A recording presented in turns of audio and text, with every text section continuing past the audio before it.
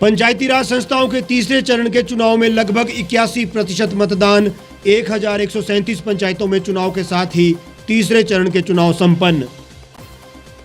America से आगे निकला भारत, 6 दिन में 10 लाख को लगा कोरोना का टीका। शिमला में खाली बोतल पर एटीएम से मिलेंगे पैसे, नगर निगम शिमला की अनोखी पहल, बोतल डालते ही ऐप के जरिए होगा भुगतान। 10 माह बाद डीडीयू में आज से मिलेगा मरीजों को इलाज, ओपीडी हुई शुरू, सभी टेस्ट भी हो रहे हैं। और विधानसभा चुनाव से पहले केंद्रीय सुरक्षा बलों की तैनाती करने की मांग, भाजपा ने चुनाव आयोग की टीम से की मुलाकात। नमस्कार, स्वागत है आपका the Reap Times news channel में। मैं हूं हेमराज चौहान। अब खबरें विस्तार से। पंचायती राज संस्थाओं के तीसरे और अंतिम चरण में प्रदेश की 1137 ग्राम पंचायतों में चुनाव शांतिपूर्वक संपन्न हो गए। इस चुनाव में 81% मतदाताओं ने मतदान किया। महिलाओं का मत प्रतिशत लगभग 83% रहा। तीसरे चरण के संपन्न होने के साथ ही हिमाचल में पंचायतों के चुनाव के लिए मतदान का दौर थम गया है। सर्वाधिक 94% मतदान सोलन जिला के नालागढ़ विकास खंड की ग्राम पंचायत लोधी माजरा में दर्ज किया गया है। आज बीडीसी के लिए जहां परिणाम आ गए हैं, वहीं जिला परिषद के परिणामों के लिए देर रात तक इंतजार करना पड़ रहा है। हिमाचल में तीसरे चरण के चुनाव संपन्न होने के साथ ही पंचायत चुनाव की प्रक्रिया भी संपन्न हो गई है। अधिकतर पंचायतों में तीनों ही चरणों में मतदान शांतिपूर्ण रहा। इसके साथ ही प्रदेश में चुनाव आचार संहिता 23 जनवरी 2021 को समाप्त हो जाएगी। कोविड के चलते इन चुनावों में कोरोना संक्रमितों के लिए विशेष इंतजाम किए गए थे। ऐसे में कोरोना महामारी के बीच भी 80% से अधिक मतदान तीनों ही चरणों में दर्ज किया गया। वीरवार को हुए चुनाव में भी 81% मतदान हुआ। राज्य निर्वाचन आयोग ने प्रदेश के सभी पंचायती राज संस्थाओं के मतदाताओं, समस्त अधिकारियों, कर्मचारियों, कानून व व्यवस्था से संबंधित अधिकारियों व समस्त प्रत्याशियों का प्रदेश में शांतिपूर्ण व सुचारू निर्वाचन कराने के लिए आभार व्यक्त किया है। अमेरिका को पछाड़ भारत ने एक सप्ताह से पहले ही देश में 10 लाख से ज्यादा स्वास्थ्य कर्मचारियों को टीका लगाने में कामयाबी हासिल की है। 10,40,014 कर्मचारियों को टीका लगाया जा चुका है। स्वास्थ्य मंत्रालय का कहना है कि विगत शाम 7 बजे तक देश में टीका लगाने वालों का आंकड़ा 10 लाख पार कर चुका है।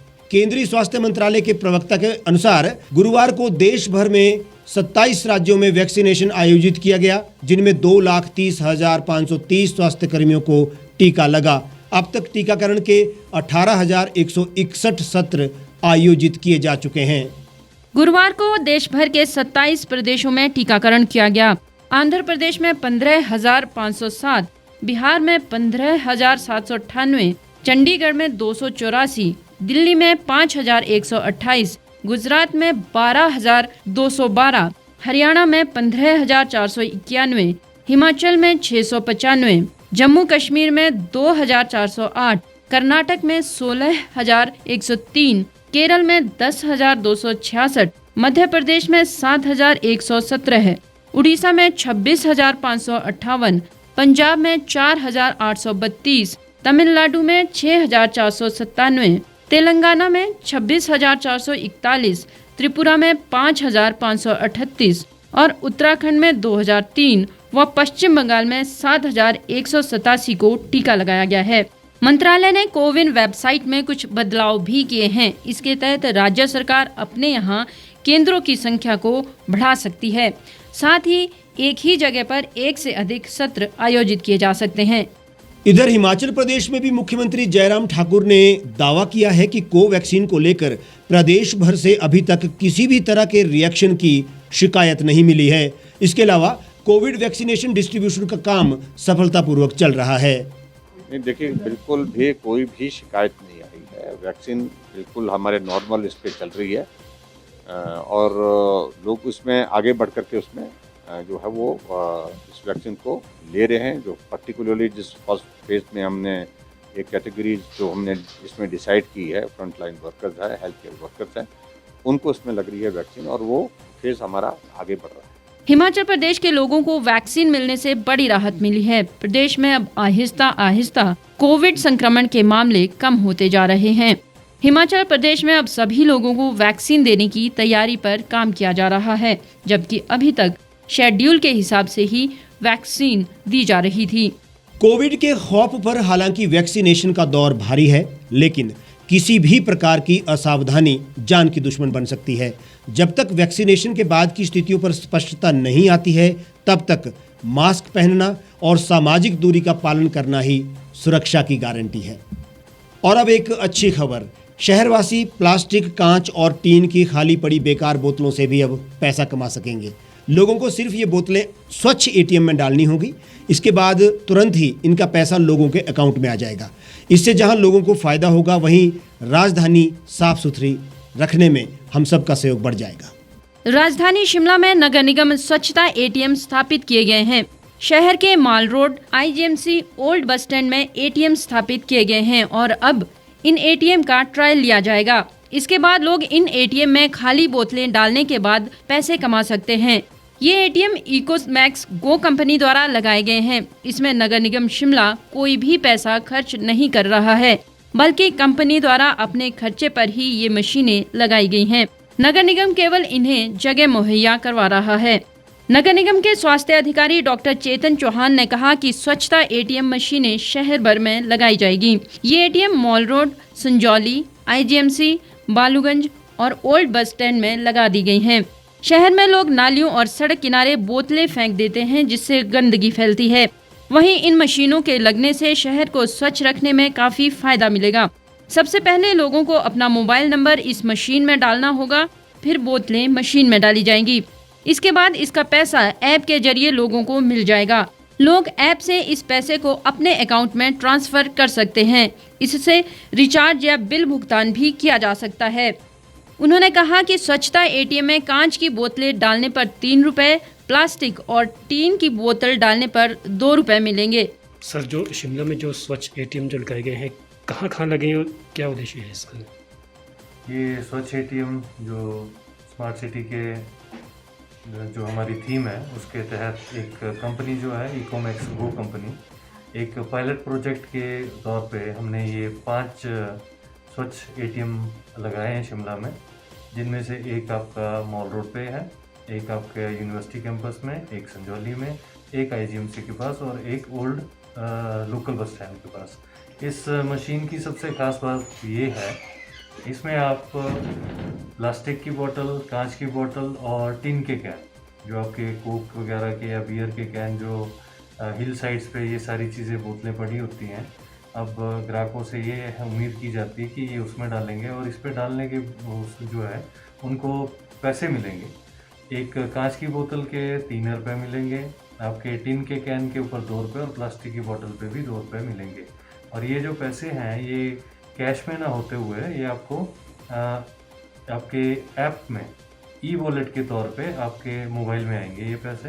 उन पैसों को जो है आप किसी भी संस्थान में, एमसी में गार्बेज बिल देने के काम में यूज़ कर सकते हैं, प्रॉपर्टी टैक्स के काम में यूज़ कर सकते हैं, बिजली का बिल देना है या फिर आपने फ़ोन रिचार्ज करना है, उसमें भी आप ये पैसे रिडीम करवा सकते हैं। और अगर आप इन पैसों को रिडीम नहीं करवाना चाह सकते तो अपने ई वॉलेट से ये आप अपने अकाउंट में ट्रांसफ़र करके इस पैसे को कैश में भी अपने अकाउंट में ले सकते हैं। शहर में लोग खाली बोतलों को नालियों में फेंक देते थे, वहीं अब इन बेकार बोतलों से लोग कमाई कर सकते हैं। इसके साथ ही स्मार्ट सिटी का सपना साकार करने की सोच को शहर में कूड़े कचरे की अव्यवस्था को देखते हुए हमेशा ही शर्मिंदगी झेलनी पड़ती रही है।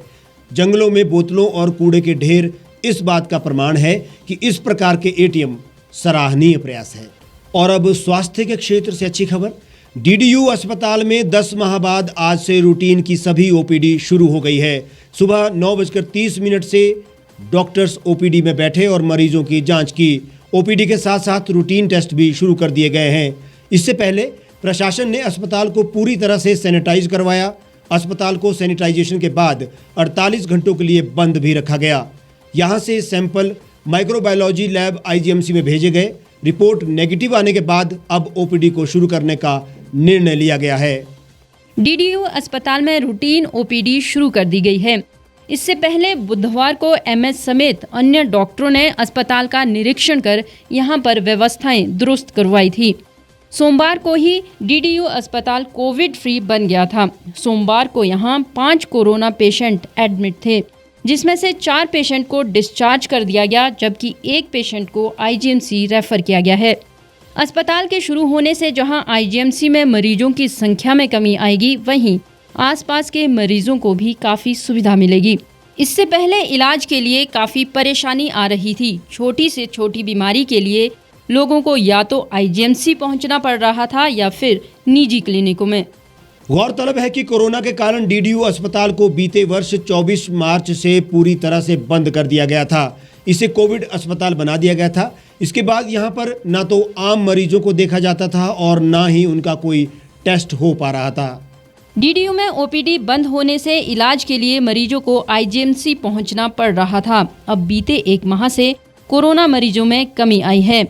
इसके बाद यहां पर लगातार मरीजों की संख्या घटती गई।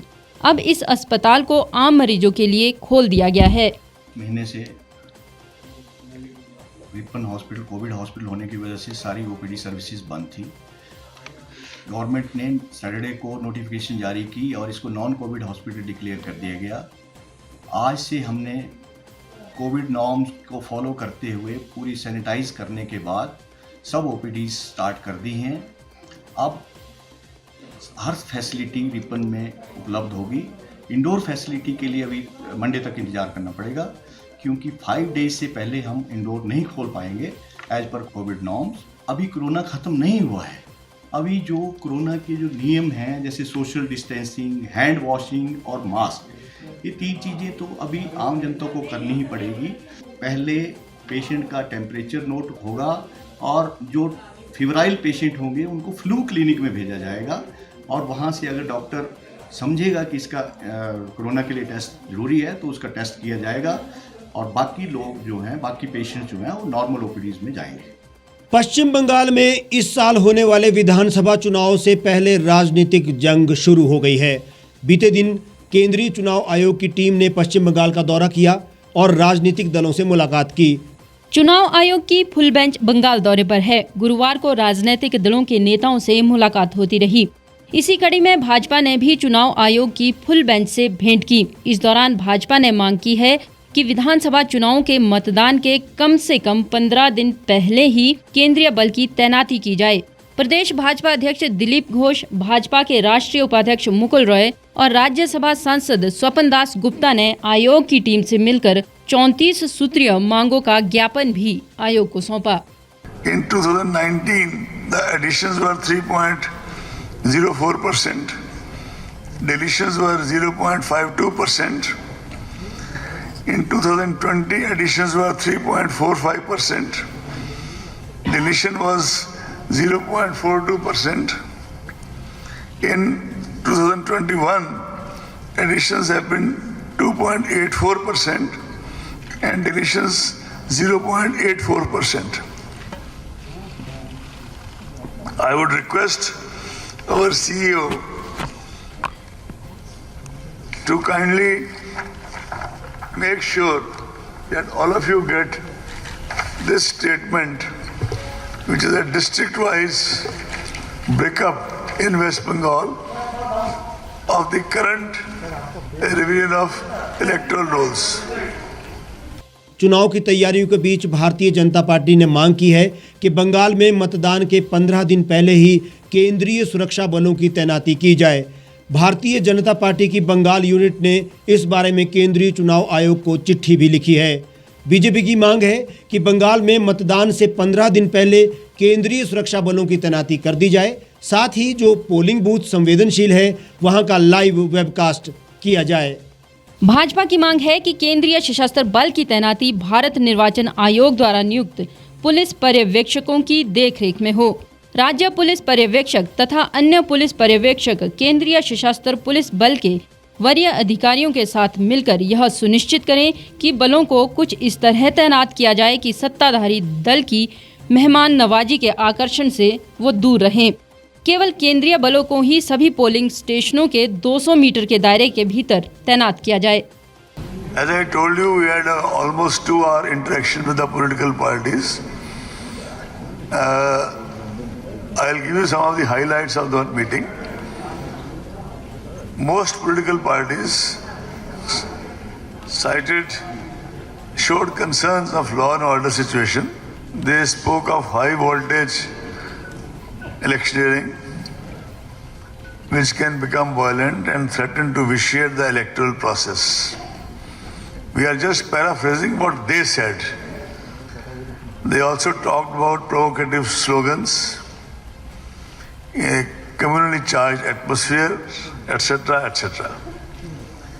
They also wanted optimal deployment of CAPFs to be ensured. They also desired that videography, webcasting be done at polling stations so that voters are assured of safe voting area. Representatives specifically mentioned that liquor or even food inducements, packet inducements be curtailed in poverty-ridden tribal areas. Some political parties cited the concern about anomalies in electoral roll, etc. They drew the attention of the Commission on the vital role of central observers. Here I would like to tell you that it has been a settled policy of the Commission not to send the observers who belong to the same state or who have worked here in the past in any capacity, even on deputation. We are also very clear that on the day we announce the elections in West Bengal, or for that matter in Assam, or for that matter in Tamil Nadu, it all be announced together. We will send expenditure observers as law and order observers, special law and order observers, and special general observers as per the assessment made by Commission of various states. इस bulletin में फिलहाल इतना ही। आप तमाम खबरों के लिए हमसे जुड़े रहिए, हमारे साथ बने रहिए और देखते रहिए द रीप टाइम्स।